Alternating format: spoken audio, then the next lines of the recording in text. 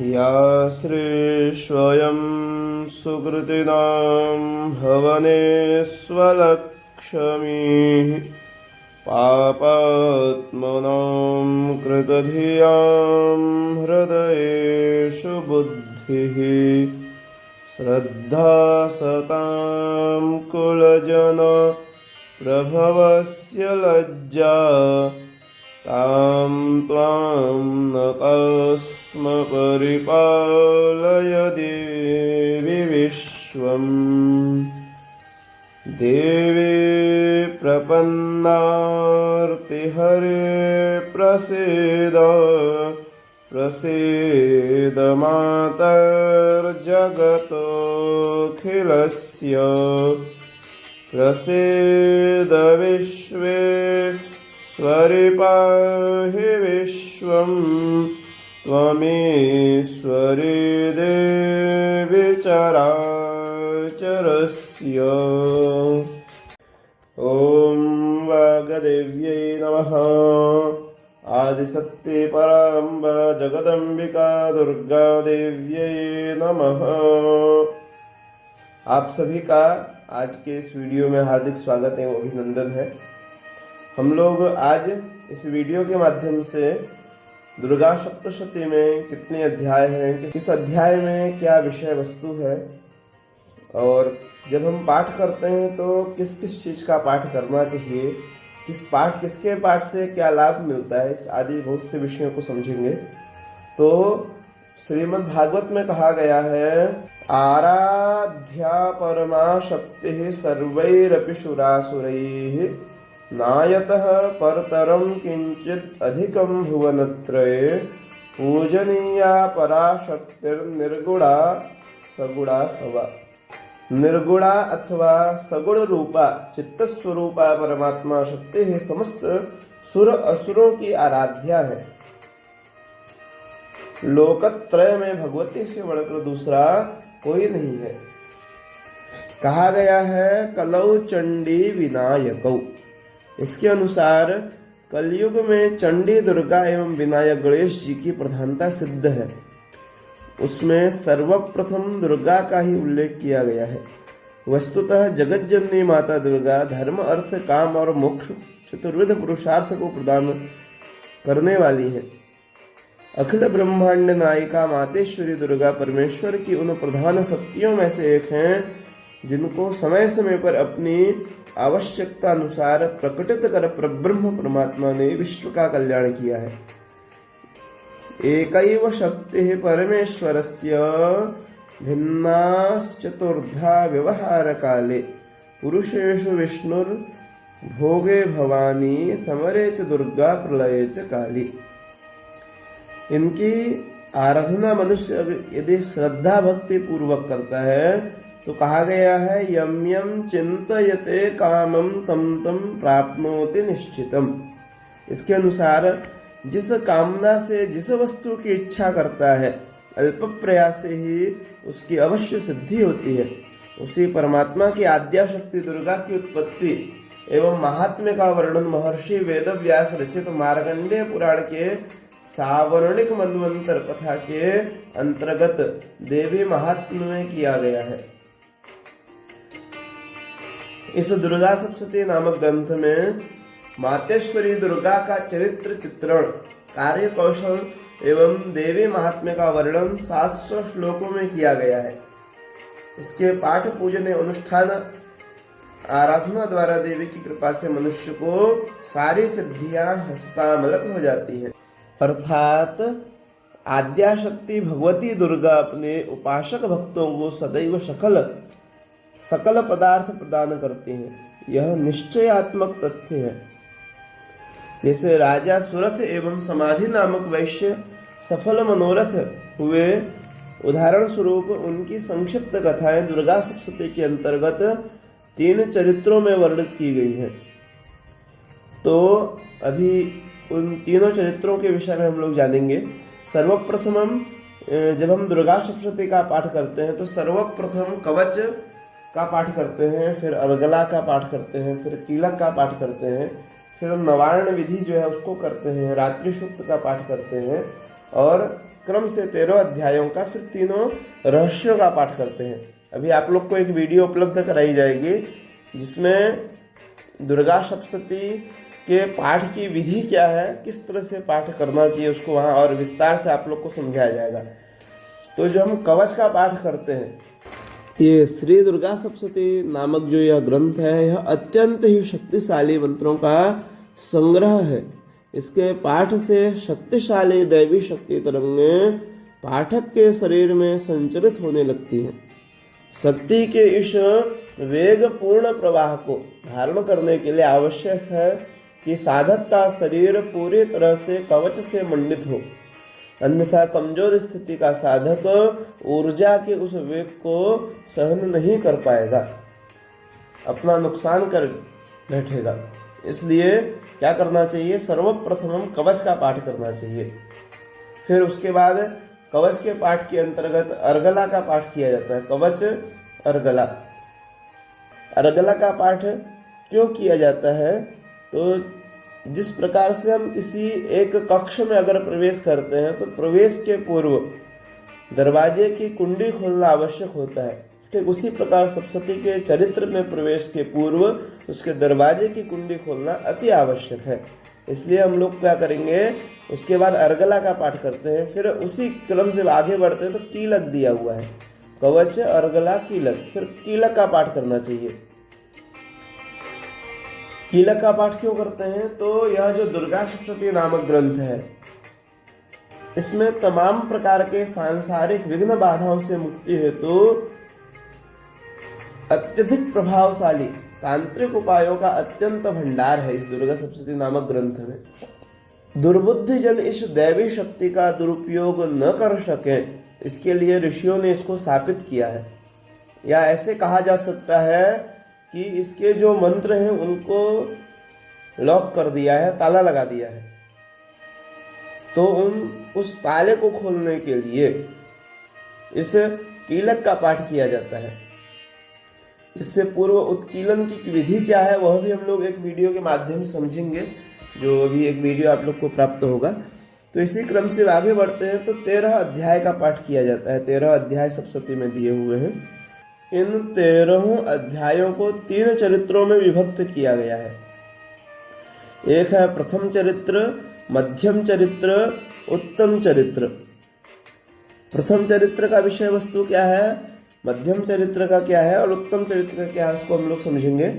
तो प्रथम चरित्र के अंतर्गत प्रथम अध्याय को प्रथम चरित्र के अंतर्गत रखा गया है और प्रथम अध्याय में मेधा ऋषि का राजा सुरथ और समाधि को भगवती की महिमा बताते हुए मधु और कैटभ के वध का प्रसंग जो है यह प्रथम अध्याय का विषय है। तो हम लोग जो प्रथम अध्याय का या कह सकते हैं प्रथम चरित्र का पाठ करते हैं, वह प्रथम अध्याय का प्रयोग हम लोग मारण व मोहन के लिए करते हैं। इस प्रथम अध्याय की क्या कथा है इसको एक बार हम लोग श्रवण करेंगे। तो दूसरे मनु के राज्य में सुरथ नामक एक बहुत प्रतापी राजा हुए। उनका राज्य मंत्रियों के दुष्टाचरण के कारण उनके हाथ से निकल गया। वह राजा व्यथित हृदय होकर जंगल में चला गया। वहां उसकी भेंट मेधा नामक मुनि से हुई। मुनि ने राजा को बहुत आश्वस्त किया, फिर भी राजा का मोह दूर न हुआ। इन्हीं ऋषि के आश्रम में समाधि नामक एक वैश्य थे। उन समाधि नामक वैश्य से राजा का परिचय हुआ। राजा की भांति वैश्य भी अपने परिवार के द्वारा निर्वासित था। इतना होने पर भी वह वैश्य अपने परिवार के लिए व्याकुल रहा करता था। इन दोनों मोहग्रस्त व्यक्तियों ने मुनि से अपने अज्ञान दूर न होने का कारण पूछा। तब मुनि ने उत्तर में कहा कि महामाया भगवती ही जीवों के चित्त को अपनी ओर अनायास आकृष्ट कर लेती हैं और वही अंत में कृपा पूर्वक भक्तों को वर देकर उनका उद्धार भी करती है। तब राजा सुरथ ने ऋषि से पूछा कि वह महामाया देवी कौन है, उनकी उत्पत्ति कैसे हुई और उनका प्रभाव क्या है। तो राजा से मुनि ने कहा, नित्यैव सा जगन्मूर्तिस्तया सर्वमिदं ततम्, अर्थात उनकी मूर्ति नित्य स्वरूपा है तथा उन्हीं के द्वारा संपूर्ण जगत व्याप्त है। परंतु देवों की अभिष्ट सिद्धि के निमित्त उनके प्रादुर्भाव का कारण बतलाया गया है। जब भगवान विष्णु प्रलय काल के उपरांत शेष सैया पर योग निद्रा में निमग्न हुए, तभी उनके कानों की मैल से मधु और कैटभ नामक दो महादैत्य उत्पन्न हुए। वे दोनों दैत्य भगवान के नाभि कमल में स्थित ब्रह्मा जी को मारने के लिए उद्यत हुए। तब ब्रह्मा जी ने योग निद्रा का स्तवन करके उन्हें प्रसन्न कर उनसे 3 याचनाएं की। प्रथम याचना भगवान विष्णु का जागृत होना, द्वितीय असुरों के संहार के लिए तत्पर होना और तृतीय असुरों को मुग्ध करके नाश करना। तो भगवती की कृपा से भगवान निद्रा त्याग कर उन दैत्यों से युद्धरत हुए। तत्पश्चात उन असुरों ने मोहग्रस्त होकर भगवान से वर मांगने को कहा और अंत में अपने दिए हुए वरदान के द्वारा ही वे मारे गए। उसके बाद राजा सूरथ और समाधि नामक वैश्य के लिए मेधा मुनि भगवती की उपासना तथा ज्ञान योग के भेदों का वर्णन करने लगे। तो यही जो विषय था, यह प्रथम अध्याय का विषय है। आपको थोड़ा संक्षेप में इस विषय को बताया गया है और विस्तार से अगर आप इसको पढ़ना चाहते हैं तो ये गीता प्रेस के द्वारा जो पुस्तक छपी हुई है उसको आप ले सकते हैं, दुर्गा सप्तशती। उसमें हिंदी नीचे दिया, उसको पढ़ें एक बार तो आपको और विषय अधिक स्पष्ट होगा। इसमें तो आप इस वीडियो में संक्षेप रूप से लिया जा रहा है कि वीडियो अधिक बड़ा न हो जाए। तो इसी क्रम से आगे जब बढ़ते हैं तो मध्यम चरित्र है। मध्यम चरित्र में इसी दुर्गा सप्तशती का द्वितीय अध्याय, तृतीय अध्याय और चतुर्थ अध्याय, ये 3 अध्याय इस मध्यम चरित्र के अंतर्गत आते हैं। द्वितीय अध्याय का विषय क्या है? तो देवताओं के तेज से देवी का प्रादुर्भाव और महिषासुर की सेना का वध। तृतीय अध्याय में सेनापतियों सहित महिषासुर का वध और चतुर्थ अध्याय में इंद्रादि देवताओं द्वारा देवी की स्तुति। तो यह जो मध्यम चरित्र है, इस चरित्र में ऋषि ने राजा सूरथ तथा समाधि नामक वैश्य के प्रति निष्काम उपासना के द्वारा, कामोपासना द्वारा उपलब्ध फलों का निराकरण किया है। जिसकी कथा इस प्रकार से है। पूर्व काल में महिष नामक एक अत्यंत बलशाली दैत्य हुआ। उसने समस्त देवों को पराजित कर दिया और स्वयं इंद्रासनारूढ़ हो गया। राज्यच्युत होने के कारण सभी देवगण दुखी होकर पृथ्वी पर भटकने लगे। अंत में ब्रह्मा जी के साथ देवताओं ने भगवान विष्णु और शिव जी से अपनी विपत्तियों का वर्णन किया। उन देवों की विपत्ति सुनकर भगवान के मुख से एक महान तेज निर्गत हुआ। इसी प्रकार क्रमशः सभी देवों के शरीर से अलग अलग तेज प्रकट हुआ। अंत में उन सभी तेजों का सम्मिलन एक देवी के रूप में परिवर्तित हो गया। तब उन प्रकाशमयी देवी को सभी देवों ने अपने अपने अमोघ अस्त्र शस्त्र प्रदान किए। अस्त्र धारण कर देवी ने घोर अट्टहास किया, जिससे त्रैलोक्य कंपित हो गया। इस घोर गर्जन को सुनकर महिष दानव अपनी विशाल वाहिनी के साथ उस शब्द की ओर दौड़ पड़ा। भगवती तथा उनके वाहन सिंह के कुपित होने से उसकी विशाल सेना तथा चिक्षुर, ताम्र, दुर्धर, दुर्मुख इत्यादि 14 सेनापति मारे गए। अंत में वह महिषासुर भैंसा, हाथी आदि विविध वेशों में युद्ध करता हुआ मृत्यु को प्राप्त हुआ। तदनंतर सभी देवों ने देवी की स्तुति करके वरदान मांगा, आप विपत्ति काल में हम सभी के सहायक हो तथा जो व्यक्ति आपके इस पुनीत आख्यान का श्रवण या पाठ करे वह सभी ऐश्वर्यों का स्वामी हो।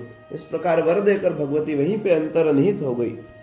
तो यह द्वितीय चरित्र का विषय है। इसको भी आप और विस्तार से अगर पढ़ना चाहें तो वहाँ पे जाकर के इसको आप अध्ययन कर सकते हैं। फिर आगे बढ़ते हैं। इसी तरह से जो उत्तम चरित्र है, अर्थात पंचम अध्याय से त्रयोदश अध्याय तक, तो वहाँ पे भी हम लोग एक बार ये देखेंगे कि पंचम अध्याय से त्रयोदश अध्याय तक क्या क्या विषय है। तो पंचम अध्याय में देवताओं द्वारा देवी की स्तुति, चंड मुंड के मुख से अंबिका के रूप की प्रशंसा सुनकर शुंभ का उनके पास दूत भेजना और दूत का निराश लौटना, यह पंचम अध्याय का विषय है।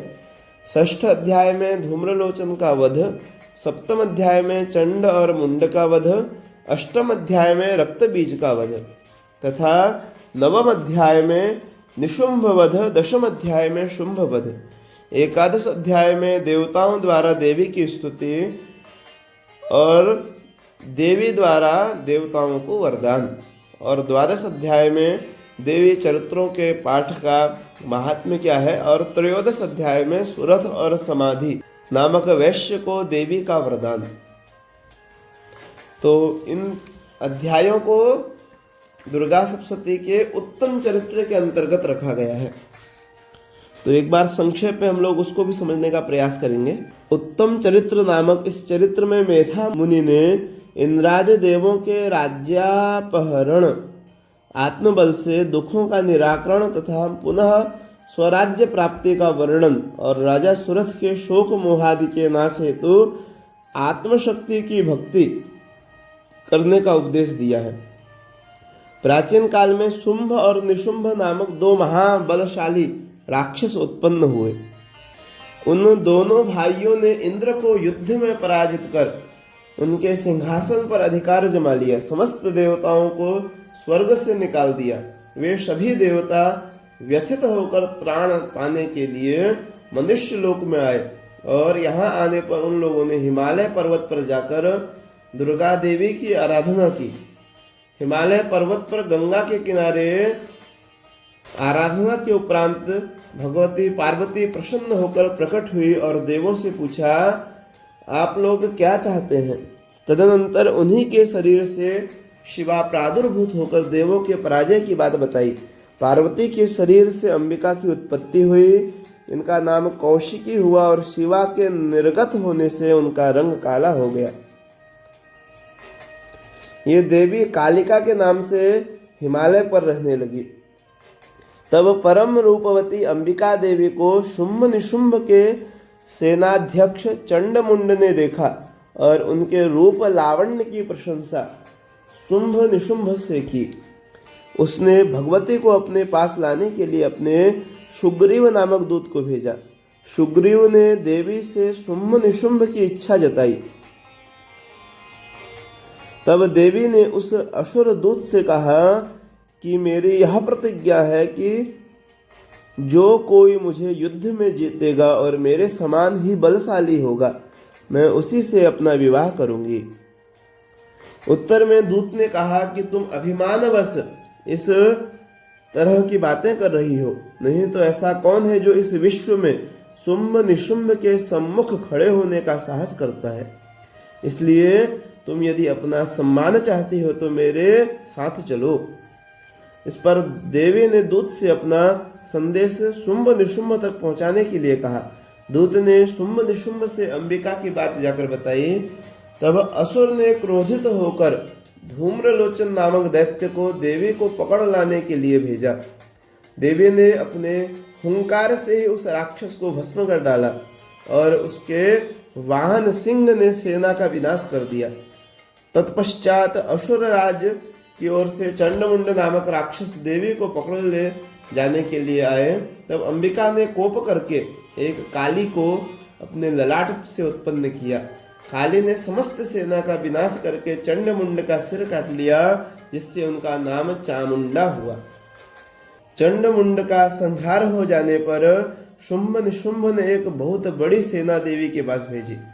इधर ब्रह्मा विष्णु इंद्र कार्तिकेय आदि देवों की शक्तियां भी असुरों से युद्ध करने के लिए देवी के पास आ पहुंची।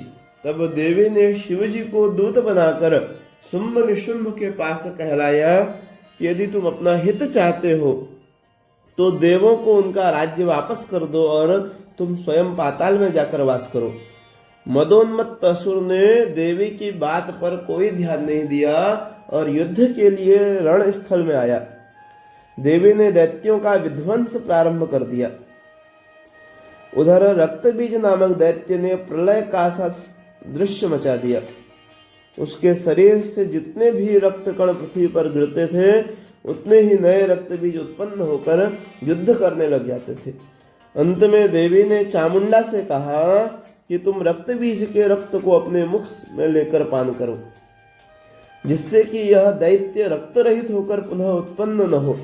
तत्पश्चात उसके शरीर का रक्त समाप्त होते ही देवी ने उसका मस्तक काट दिया। इसके बाद निशुंभ का घमासान युद्ध देवी के साथ हुआ, जिसका परिणाम यह निकला कि वह देवी के हाथों मारा गया। तब उसका भाई शुंभ देवी से भयंकर युद्ध करने लगा। देवी ने उसे भी अंत में यमलोक भेज दिया। देवगणों ने अंबिका की स्तुति करके देवी को प्रसन्न किया। तदनंतर देवी ने देवगणों से कहा कि अब जब जब दानवों द्वारा उपद्रव होंगे तभी मैं अवतार धारण कर निश्चय ही उनका विनाश करूंगी। इस प्रकार कहकर देवी वहीं अंतर्ध्यान हो गई। तब मेधा ऋषि ने उन्हीं देवी को चारों फलदायिनी कहकर राजा सुरथ से उनकी शरण ग्रहण करने का उपदेश दिया। राजा सुरथ और समाधि नामक वैश्य ऋषि के उपदेशानुसार नदी के तीर जाकर भगवती की उपासना करने लगे। उन लोगों की उपासना से भगवती ने प्रसन्न होकर उनके मनोरथों को पूर्ण किया। राजा ने भगवती की कृपा से अपने नष्ट राज्य को पुनः प्राप्त किया और समाधि नामक वैश्य ने देवी से मोह जनित अज्ञान के निवारण का वर पाया। उन दोनों भक्तों को अभिष्ट वर प्रदान कर देवी दुर्गा वहीं पर अंतर्निहित हो गई। तो यह जो उत्तम चरित्र है इसमें यही कथा है। इसको भी और अधिक विस्तार से आप श्रवण करना चाहें तो आप वहां जाकर इसका श्रवण करें। तो प्रथम चरित्र, मध्यम चरित्र और उत्तम चरित्र, फिर इसके बाद 3 रहस्य हैं, उन तीनों रहस्यों का पाठ करें। फिर अंत में भगवती से क्षमा याचना करेंगे कि हमने इस पाठ में कहीं पे भी कोई गलती की है तो उसको आप क्षमा करें। इस तरह से क्षमा याचना करके फिर वही भगवती को अर्पण करके फिर माँ जगदम्बिका से प्रार्थना करेंगे। क्या प्रार्थना करेंगे? तव चकाकिलनस्तुतिरम्बिके सकल शब्दमयी किलते तनु निखिल मूर्ति सुमे भवदन्वयो मनसि जासु बहे प्रसरासु च इति विचिन्त्य शिवे शमिता शिवे जगति जातमयत्नवशादिदम् स्तुति जपार्चन चिंतन वर्जिता न खलु काचन कालकलास्ति मे, न खलु काचन कालकलास्ति मे। पराम्ब जगदम्बिका दुर्गा देव्यै नमः।